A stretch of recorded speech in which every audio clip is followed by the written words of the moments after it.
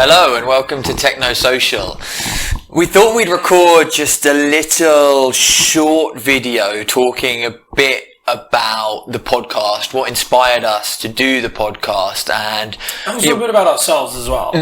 Sort of, for those of you who've never heard of or mouse, so you know who we are. So I'm Owen, and my background is really in, I studied classics as my undergrad and then moved more towards philosophy in my master's year. I spent 6 months working for a kind of tech consultancy startup, but after that I've kind of moved off into more trying to really do my own thing and trying to understand more about what's going on in the world around us through my own thought and my own conversations with people around me. The podcast is one of these mechanisms, I think, because we're living through a time of such immense social change, a lot of that conditioned by technology, and I think it's really quite poorly understood. We're at a point where humanity seems like we could go either of two ways. It's possible we're having like this amazing utopian technological future, but things could also fragment quite badly as they seem to be doing at the moment, and we could end up in some pretty horrific places. So I feel like I'm trying to work out what's going on here and how, as a person, I navigate the social landscape as a young person. So that's kind of what has motivated me to get involved with the podcast. Cool. And I'm Dylan, and my background is more in politics, which I also studied. I've always been a pretty political guy. I've gone through a lot of different sort of phases of sort of thought about the world, and I've often been into quite sort of structured thought about the world, about like basically subscribing to sort of like, large monolithic works of sort of bodies of work that put forward, specific kind of interpretations of world history, of world events, and of the future.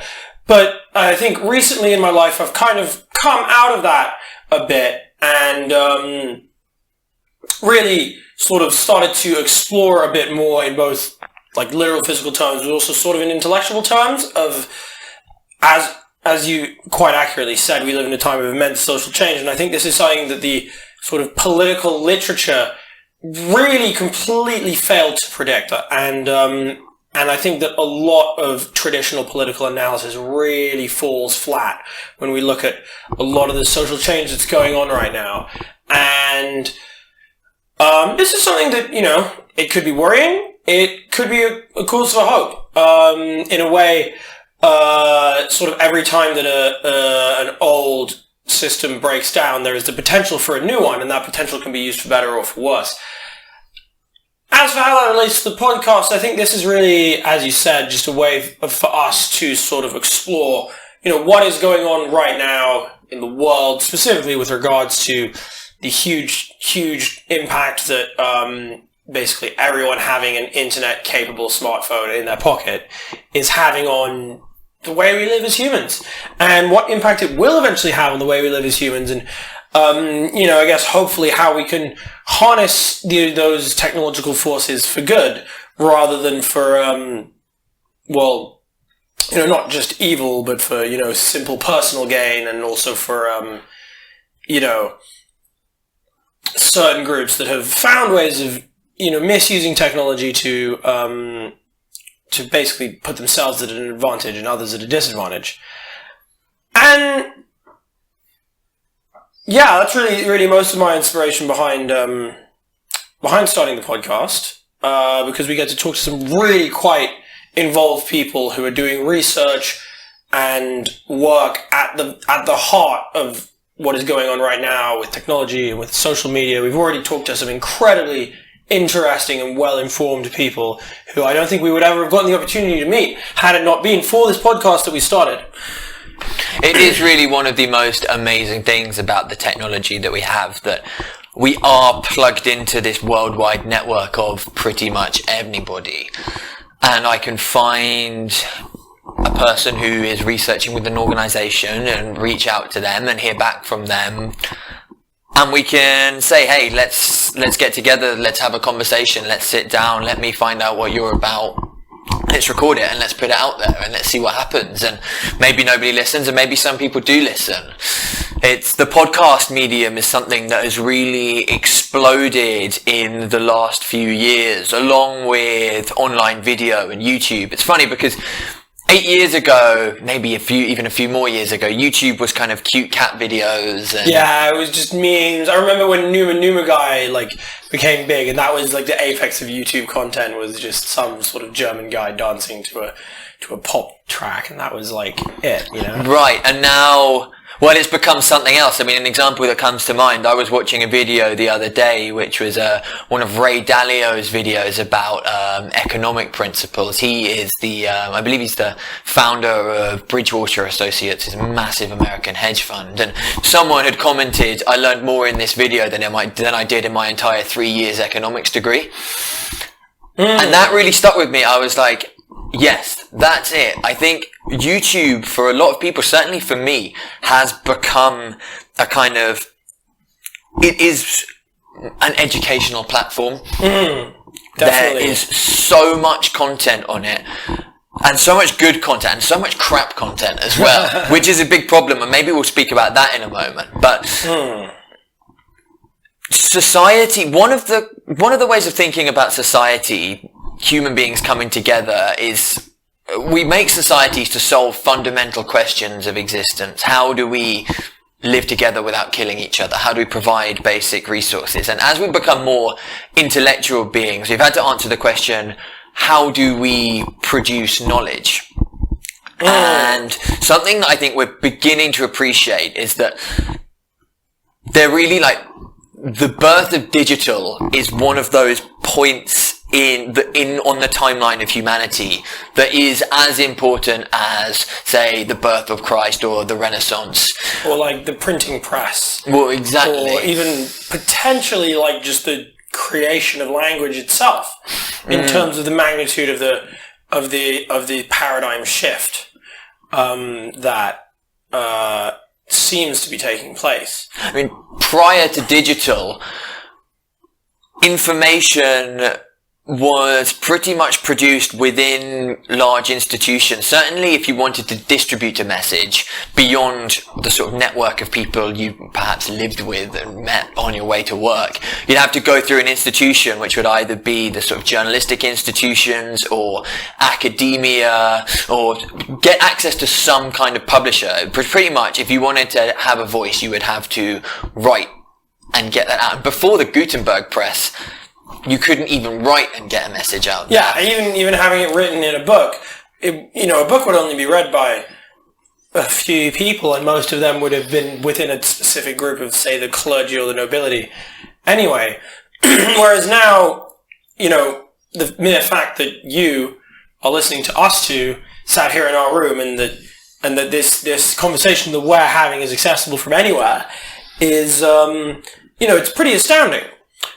And it's gonna require a new way for people to sort of think about information itself and how they consume it. Because I think in the past few years we've seen some very, very irresponsible uses of the digital medium to communicate information, specifically sort of short-sighted, self-serving exploitation of the flaws that there are in the digital medium, and there are big ones. I guess the main one being separating good knowledge from bad knowledge. And people have been essentially misusing this in many, many different ways. The most obvious one would be to say manipulate elections, but it goes much, much deeper than that. And so I think this is a very important area that needs to be explored. And not just explored by sort of experts and institutions. It needs to be explored by everyone, because we all experience this new age of information, and we all need to learn how to conduct ourselves in the new information environment. There's something that the futurist called Jordan Hall, or Jordan Greenhall, his name has changed. I think he went back to his maiden name. He is a fascinating thinker and would really recommend checking him out. Search his name into YouTube and you'll come up with loads of links. But he talks about the fact that there's some kind of breakdown, again, with how we're doing information, in that when we were in the old model, the academia, the journalists, they pretty much produced all knowledge, and they had a fairly good way of verifying the knowledge. Systems of peer review within academia, the fact that your journalistic reputation relied somewhat on telling the truth meant that fake news, so to speak, was unlikely to come out of academia or journalism. Certainly, that's a difficult statement to qualify, actually, but there was an institutional narratives, and the institutional narratives were fairly reputable and could be fairly trusted. And for most people, actually having a perspective on things in the world kind of just meant learning one or more of these institutional narratives, getting really good at repeating it in conversation, and then playing that as if it's a kind of software script. And so you go, well, I'm a liberal progressive, and I've read these guys, and they think this, so that's pretty much my perspective. Yeah. With digital, we no longer have the ability to trust our sources, but I think for the first time we're realizing just how biased some of these sources can be, because any source can be biased, and what these institutions tend to do is marginalize dissident voices. And dissident voices is always where radical change comes from. So something that's been fascinating in the past couple of years is the way that new voices have emerged through the digital space, through YouTube, through podcasts, who have kind of, the mainstream has tried to push them away and say you shouldn't listen to these guys, but actually it's only made them bigger. I'm thinking of perhaps, say, Jordan Peterson or Eric Weinstein, also some kind of more unpleasant characters, say Milo Yiannopoulos. Yeah. People who, prior to digital, probably wouldn't have been able to speak or reach an audience. Yeah. And now we are in a digital age, have got humongous audiences, and are finding that there are actually people that resonate with them. And the kind of more traditional institutions, academia, journalism, are really struggling with this. Yeah. And it's an interesting sort of flipping on its head of this sort of traditional dichotomy of information flow, because in a way the previous system was that all information that got disseminated went through a big machine that was meant to turn it into probably good information. And that was just that. Whereas now we've reached a state where you can sort of put out whatever information you want, and whether or not your information gets exposed to large amounts of people is really determined entirely by how much your information resonates with them. And that can be a force for good or a force for evil, that bad stuff is going to resonate with bad people, and bad people are going to organize around those voices that spread that bad stuff. And that's, really evident, I guess I would say personally, in the rise of sort of the alt-right, which no one seems quite able to describe, but as someone who's argued a lot with those kinds of people on the internet, it's sort of an anti-intellectual movement that simply functions more or less entirely around the dynamics of internet information and how it's so hard to confirm or deny anything on the internet that you can kind of believe whatever you want. And in a way, it's a group of people who could not have come together and developed the beliefs that they had without the medium of digital information, because they simply would not have been able to, A, to congregate because they're so dispersed, but B, also to sort of disseminate what it is that they think, because it would never have been taken seriously under the previous system. And that isn't necessarily always bad, because there's also people who have been sidelined and ignored in previous systems who probably shouldn't have been, or had something that was at least worth taking seriously. However, a lot of people talk as if we're in kind of a culture war now, which it certainly would seem like is the case if you were to only look at the digital online side of society and the kind of arguments that happen on the internet and the kind of things that turn into such intense points of contention on the internet. And these things, for a long time, it was thought that they were just on the internet. For a long time, I thought the alt-right was just on the internet. but it's starting to spill over into the real world, and I think that that's something that's only going to continue. And so it's really an area that needs to be better understood. And I think it's certainly something that, you know, has the potential to lead us to great places, but we also have to be careful with it. You know, with great power comes great responsibility. Well, I think that's it. I think one of the issues with this new digital information climate is that in the absence of a sort of strong, solid institutional narrative, a central institutional narrative that everyone subscribes to, what's happened is narratives have kind of fragmented, and what you've got is things like the alt-right, but then also radical social justice warriors and various little pockets of people on the internet who really hang out in the same digital hangouts, reinforce the same memes, don't interact with people outside of those, the echo chambers, except to engage in warfare, i.e. we're right and you're wrong. I.e. the culture war. Yeah, and that's kind of, I feel like, what really is the most intense manifestation of the culture war is that these groups can end up sort of loathing each other to such an extent that, you know, we haven't seen in the real world in a long time. Not since sort of much darker days many decades ago has there really been just the sort of spontaneous emergence of groups that so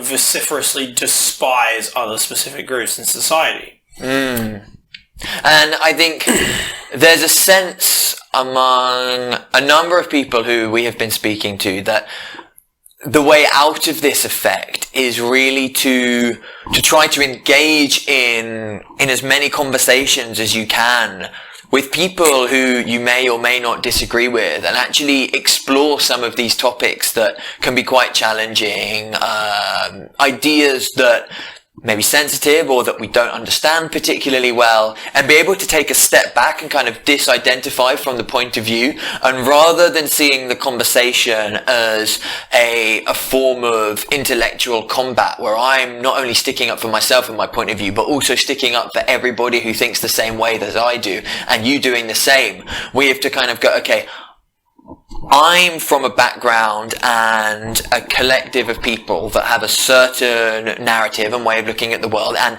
there is some truth in it. And you are similarly from a background and a group of people who have a way of looking at the world, and we can try to learn from one another and synthesize rather than getting stuck in the combat. I think I've kind of been thinking this as kind of dialectic over combative communication. And I think, which is something that's incredibly difficult in the digital medium. And I think that wasn't initially something that anyone sort of thought about, but it's only now that we realize that, oh wait, the digital medium has to be used you have to consciously avoid that type of engagement. Well, I think I'd add one thing to that, is that the digital medium is actually multiple mediums, and that's the thing, like in text-based, Twitter-based, forum-based digital media, yes, it does seem to be like that, but we also have conversation. Podcasts. Yeah, exactly. Which are in many ways the antithesis of the sort of the like, what is it? I have no idea what the character limit is on Twitter, but I just know that there is one. You know, having a character limit is just obviously conducive towards grandiose statements of sort of belief or condemnation, and not to nuance. And in a way, what we're doing is we're utilizing podcasts, which is the exact opposite. It's the opportunity for long-form, nuanced, respectful discussion as a countenance to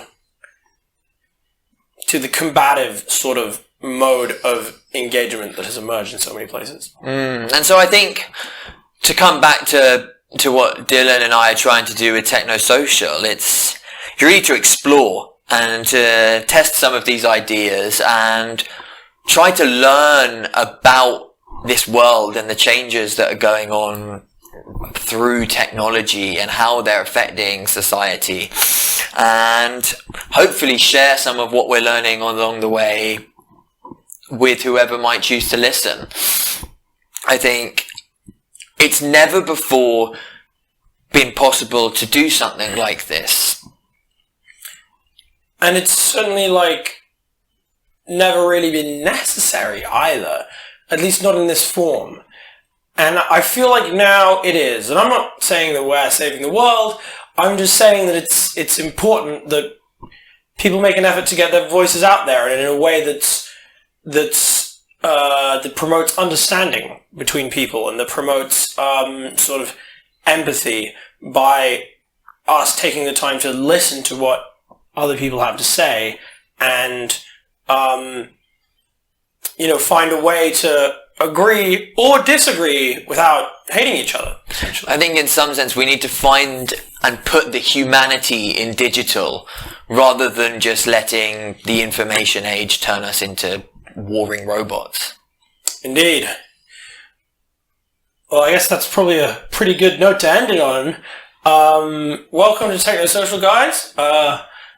We should have a couple of episodes already uploaded. I'm sure you guys will enjoy them. Anything else you'd like to say, Owen? I think we've pretty much covered it. Cool. Take care.